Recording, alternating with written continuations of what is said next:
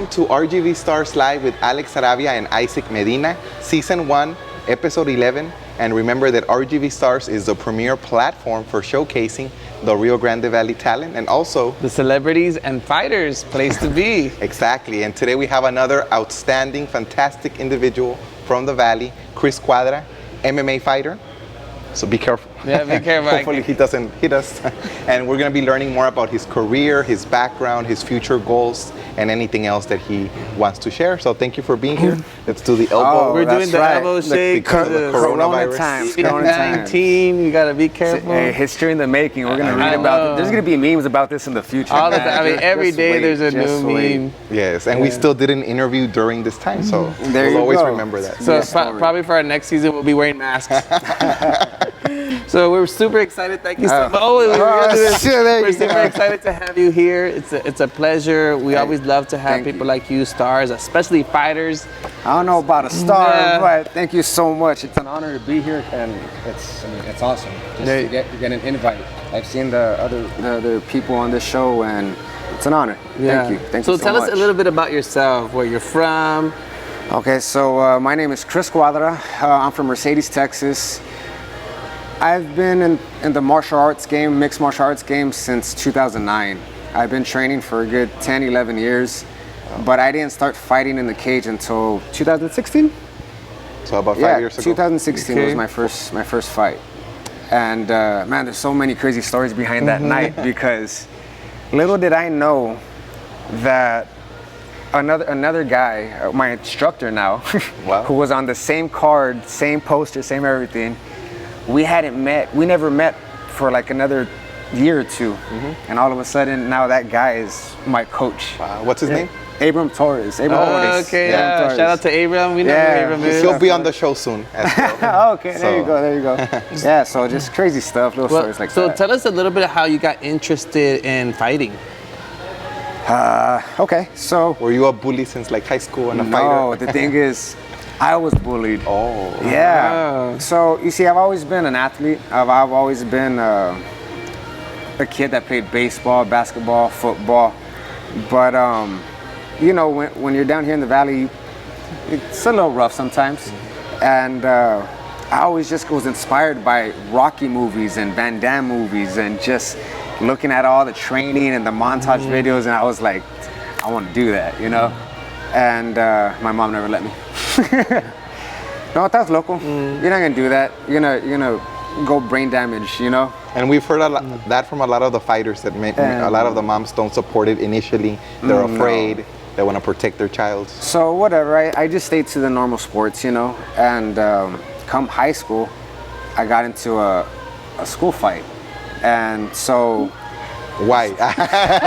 And I submitted it too. Long story.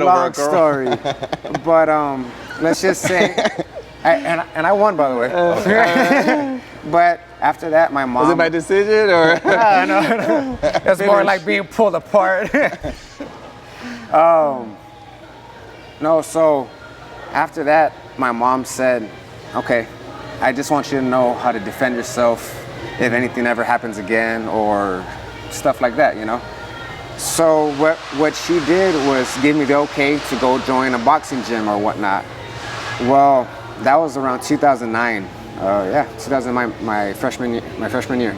So around that time, MMA wasn't that popular down here. You heard of like the first pioneers like Abram Torres, Frank Trevino, Joseph Daly. Like those guys are guys that I trained with or I knew as a kid, you know. And other than that, not many people knew about MMA. And I'll be damned, I found a little MMA gym in my little town, Mercedes, Texas. Wow. And so I went to go take a look, and it looked awesome. You know, from the training, hitting the bags. My MMA roots are in old school gyms where it's dingy, dirty, you know, like hard work. There you go, rusty weights. Yeah, like so that feels like home to me. And that gym was called Relentless by Team Torres. I remember, and it all started rolling from there. It was just supposed to be a training and turn into a lifestyle from high school, it went to college. I scheduled my classes around training. My part-time job would be around training. Going to a full-time job, I made sure I still had time to train either in the morning or at night, you know? So it's been crazy. It's been. And what kind of experiences have you had so far professionally? Like, what's your record? All kinds. I've been up and I've been down. And you're 2-2, you said 2-0? Yeah, so my amateur record, I was 3-2. 3-2. And my pro record, I'm 2-2. 2-2. And so if there's anything I've learned from that is don't take short notice fights within a week, because, you know, things happen. And how common is that? It's pretty common, but you see, and it's a long story too. Behind a story, it just so much went down, and I was just, I'm not scared. Let me do it. You know, let's do it. I'm not backing down, and it ended up costing me because my cardio wasn't there. It's not that I lost because of my skills. It's just, hey, my cardio wasn't there. Your conditioning. So, yeah. So if there's anything I've learned, it's make sure you're in shape before you take a fight. Make sure you're constantly training year round. You know, because in this kind of lifestyle, in this kind of sport, you got to be ready on a notice. Yeah. You know, you got to be ready on a dime. And I wasn't back then. I was sloppy. I was, you know, chilling, you can say. So typically, in an ideal world, how long would you need to prepare, like, intensely for a fight? Is it a few months, like the intense training prior to a fight, or is it a month? If you have 2 or 3 months, you're good. Okay. You know, because the last 2 months, the last month, is when everything starts getting intense, up until about a week out, 2 weeks out, maybe a week out of the fight, you know. But as long as you have 2 months, you should be good. Working out daily, like for how many hours? At least twice a day, an hour, 45 minutes, at least an hour each. Yeah, and then the eating also has to be taken into account. The eating has to be a lifestyle. You can't, because you can't put in all this hard work and expect that alone is gonna do it. You know, you still need to have the kitchen discipline. You know, can't be having those brownies and cookies and whatnot. There's many temptations here in the valley with the delicious food that we have, tamales. Yeah, so tell us how different it is maintaining your weight and just everyday activities when you're not in a fight versus when you're preparing for a fight. Like, how do those two lifestyles have to change, or how do you adapt? So something about me, I love to lift weights. I've always been a skinny guy since I was a kid. I was always called flaco, and I was, you know, so I hate being skinny. I wanna look as toned as I can, as muscular as I can when I'm not fighting. So I lift weights. I usually walk around at 155 to 160, and right now I'm at like 163, but I fight at 135. So I gotta make sure when I get that call, I'm gonna have time to drop 20, 25 pounds. You know what I'm saying? Because depending on where I'm at, to go from 160 to 135, it's way, and you're already lean, you know. Yeah, to drop down and a lot of people ask, because I'm not even that big, you know, big at all. And people ask, well, like, what do you have to lose? And I'm like, that's when you got to know how to diet and what to cut out, what you can have, you know. Do you feel like you've mastered it yet? Mastered it? No. Gotten better? Yes. Awesome. I've definitely gotten better. That's right. It's a science. You get amazed. I get amazed just watching my body transform from just dropping soda, just dropping sugar, you know? Exactly. It's like, whoa, you know? That's a hint right there.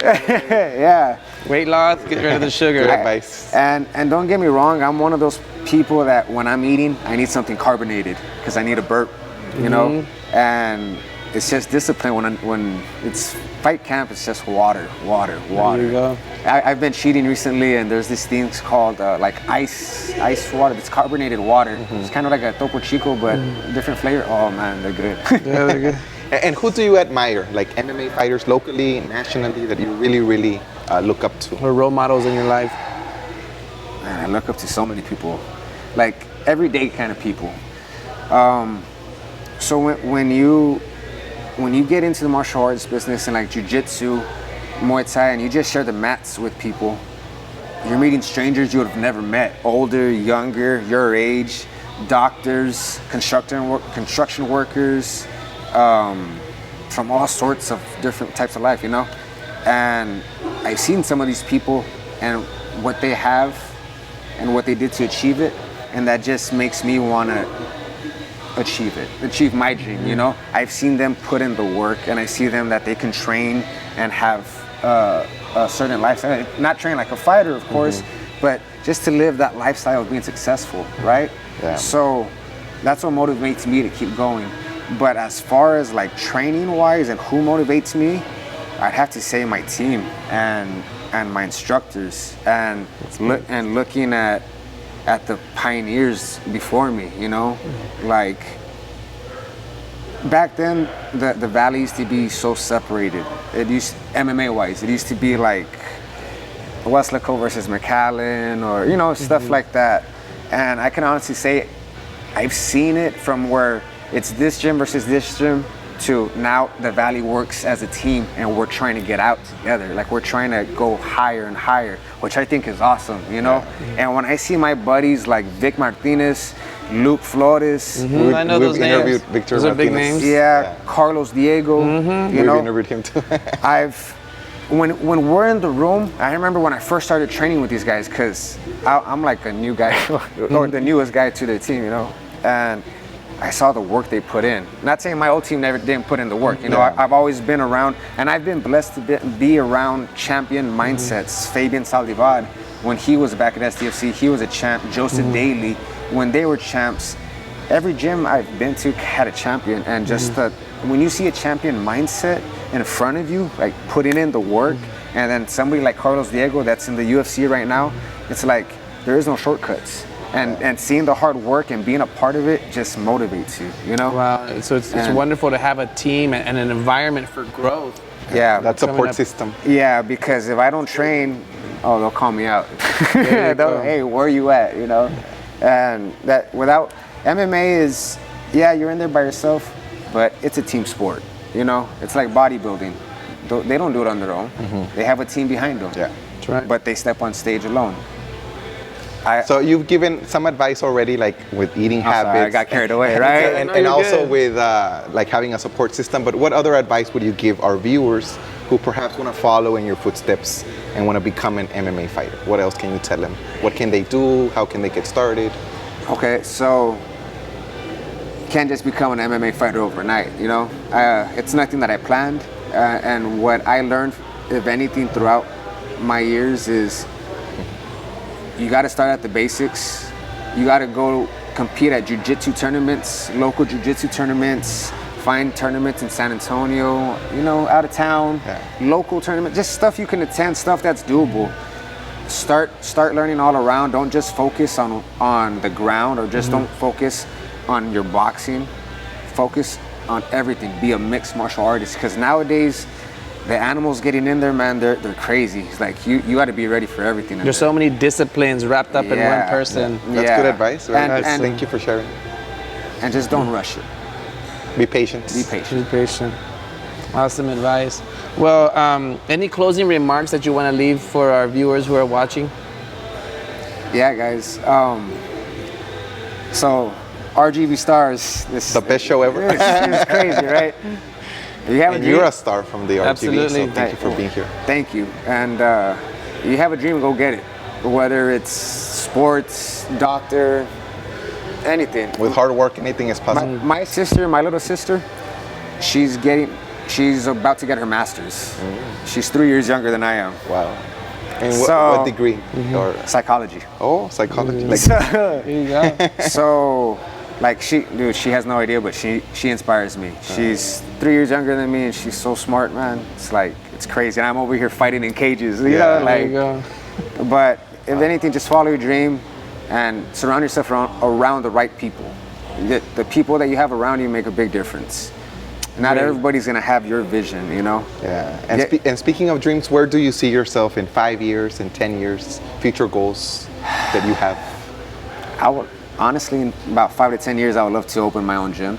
You know, my hometown, I'm from Mercedes, you know, and there's not many fighters, if not MMA fighters from Mercedes, you know. I think the only other guy I can think of is my best friend, AJ Bondrostro, but that's about it. Like when it comes to MMA, it's never been done in Mercedes, and I take honor and pride. Like, hey, I'm the only.